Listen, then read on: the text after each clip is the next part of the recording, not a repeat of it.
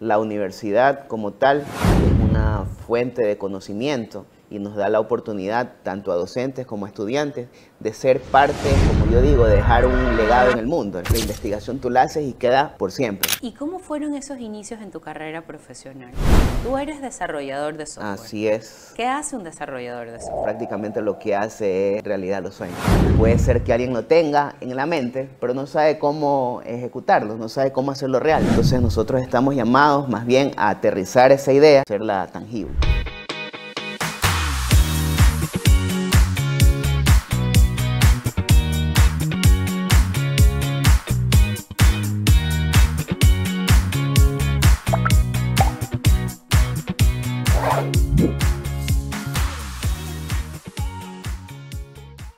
Hola, bienvenidos a nuestro podcast Nuestra Gente. En esta universidad, la Universidad Católica de Santiago de Guayaquil, hay historias que merecen ser contadas. Hoy conoceremos una nueva historia, la historia de un docente nuestro apasionado por la tecnología, desarrollador de software y formador de profesionales en la carrera de computación de la Facultad de Ingeniería de nuestra UCSG. Bienvenido José Miguel Erazo a nuestro programa. Hola Ceci, buenos días. Muchas gracias por la invitación. Sí, muchísimas gracias a ti por acompañarnos el día de hoy. Y bueno, quiero empezar un poco el programa consultando sobre ese José Miguel como persona. Este José Miguel, nosotros conocemos un poco al profesional, pero queremos conocer un poco más sobre ti y cuéntame un poco cómo fue tu infancia. ¿Siempre quisiste o siempre supiste desde el colegio que querías ser desarrollador, ingeniero en sistemas? ¿O cómo fue esa elección? A ver, en mi familia somos 4 hermanos, de los cuales 3 somos ingenieros en sistemas y otra decidió otra rama de especialidad, ¿no? Nosotros desde muy chiquitos tuvimos acceso a un computador, ¿sí? Desde que, recuerdo que en el año 95, tenía yo 5 años, mi mamá nos compró una computadora y en la cual nosotros empezamos a revisar los software que venían incluidos en la computadora y en cierto modo nos sirvió mucho, nos motivó mucho a apasionarnos por el tema de la tecnología y de la computación.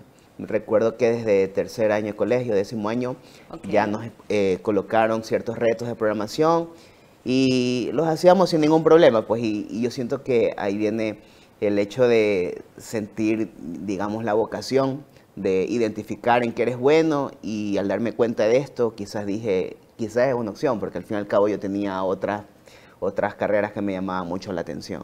Ok, pero interesante esto de que tus hermanos y tú, de los 4, 3 son ingenieros en sistemas. ¿Crees que este acercamiento temprano con la computadora tuvo algún impacto?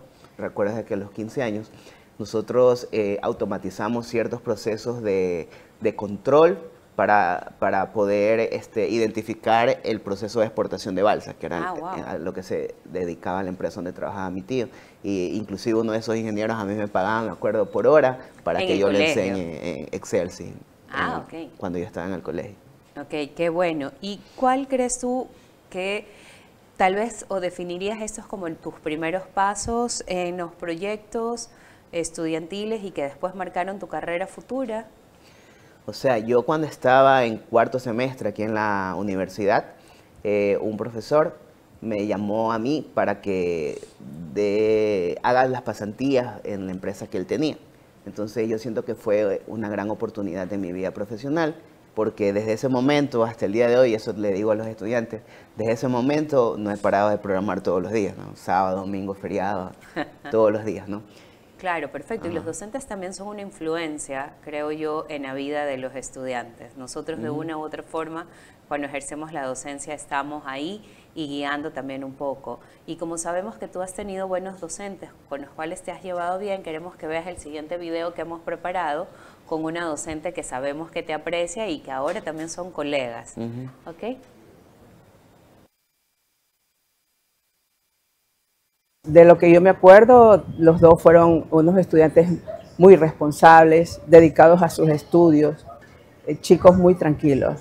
Sí me acuerdo de ellos, de los dos, como los he tenido estudiantes a los dos, porque siempre pasaban por mi filtro, se puede decir, en la materia que daba en primer ciclo, que se llamaba Matemáticas Discretas, una materia muy fuerte, pero ellos eran muy dedicados. Cuando escucho un mismo apellido, yo siempre digo, oye, tú no fuiste, eres familiar de tal persona. En este caso, por ejemplo, de Miguel. Le dije a José Miguel, que lo tuve después como estudiante, y me dice, sí, digo, verás que él fue buen estudiante, tú también tienes que ser bueno. A José Miguel lo tengo de compañero de trabajo, él es docente aquí en la Facultad de Ingeniería, y él me ha llenado mucha satisfacción la forma como es. Como profesional le aconsejo que siempre siga preparándose, que nunca deje de aprender, y como docente que eduque en valores. Ok, vemos a esta docente que con mucho cariño te recuerda, y no solamente a ti, sino a tu hermano, que también estudió en nuestra universidad. Sí. Y bueno, ¿cómo ves este tema de ser docente? Ella te recuerda con mucho cariño, pero también te da ciertos consejos. Tú que tienes ya, ¿cuántos años siendo docente en esta universidad? 8 años. Con esos 8 años, ¿qué recomendaciones darías también a los docentes que están ingresando de tu experiencia aquí?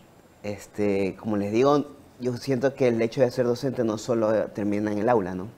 Siento que cuando tú eres docente de alguien, eres un guía, en cierto modo inspiración de esas personas que quizás van a decir algún día quiero ser como el profesor. Sí, en uno de los programas que, como debes saber, y la audiencia seguramente sabe, que el rector de nuestra universidad tiene un programa, él dice que debe haber un equilibrio entre la parte profesional y obviamente toda la investigación y la parte académica. ¿Cuán importante ves tú este tema de que nuestros estudiantes puedan aprender de nosotros, no solamente los conocimientos, sino un poco sobre nuestra experiencia profesional? ¿Cómo lo manejas tú? Porque has trabajado también en banca, has trabajado en algunos lugares antes de venir a la universidad. Cuéntanos un poco sobre eso. A ver, yo siento que el tema laboral, sí, es un complemento a lo que uno puede hacer como docente, porque al fin y al cabo, yo siento que enriquece mucho la experiencia, aparte también el tema académico, ¿sí? Porque una cosa en sí es lo que esté escrito en un libro, otra cosa es lo que realmente sucede, ¿sí? Que no literalmente es lo mismo. Por ejemplo, en el tema de normativas, de compliance, las normas te dicen que tienen que hacerse de tal manera, pero en la práctica se sigue más bien el marco, pero no es al 100% como es.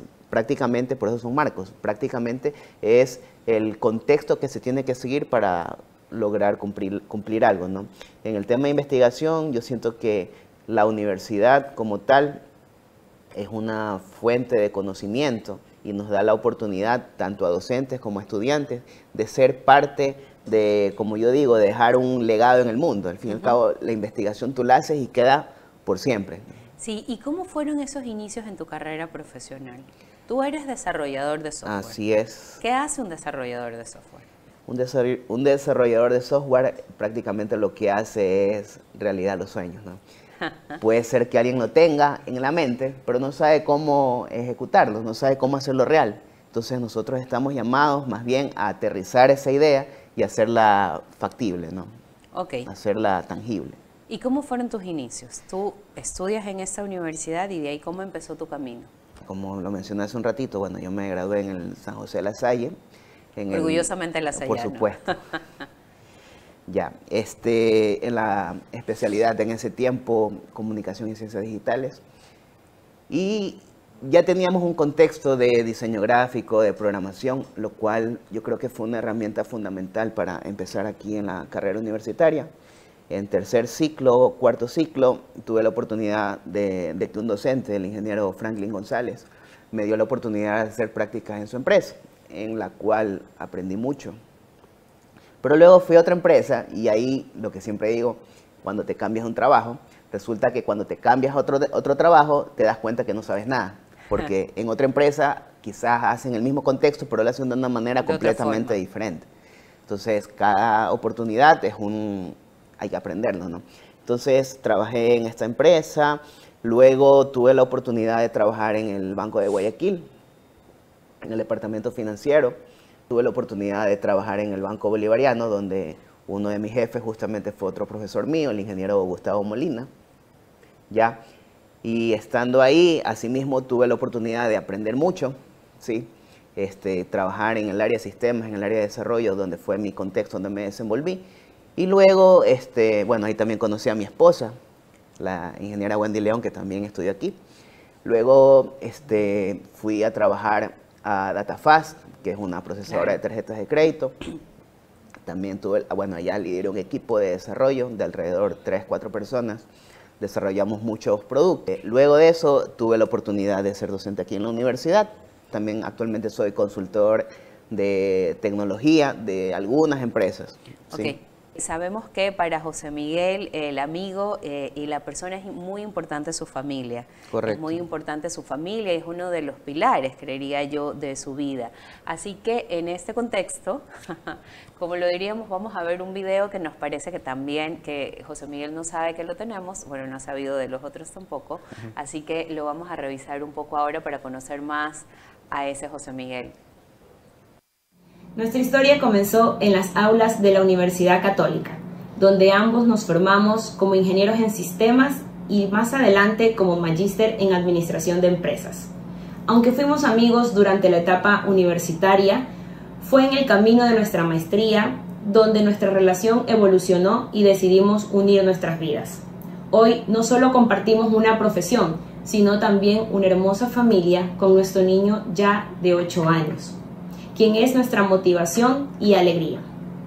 Acompañarlo en su trayectoria profesional ha sido reconfortante y gratificante, porque es un constante compartir de ideas que luego unidas pueden salir asombrosas y extraordinarios proyectos. Admiro a José Miguel no solo como padre, como esposo, sino también en su ámbito profesional, porque es una persona que se entrega y que le pone pasión sobre todo al desarrollo de software.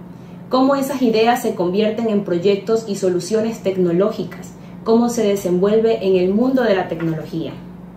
Cómo puede combinar esas ideas y ese conocimiento técnico en ideas y plasmarlas en el mundo empresarial. Tener una vista organizacional es lo que le ha permitido incluso destacarse actualmente como docente de la Facultad de Ingeniería, donde él tiene un don para la enseñanza y lo hace siempre con entrega, compromiso y con mucho, mucho amor. Para mí José Miguel es un ejemplo de convicción y sobre todo de perseverancia. Es una persona que siempre piensa en quienes lo rodean. José Miguel, estoy orgullosa de ti y realmente eres un ejemplo de perseverancia y sobre todo de compromiso.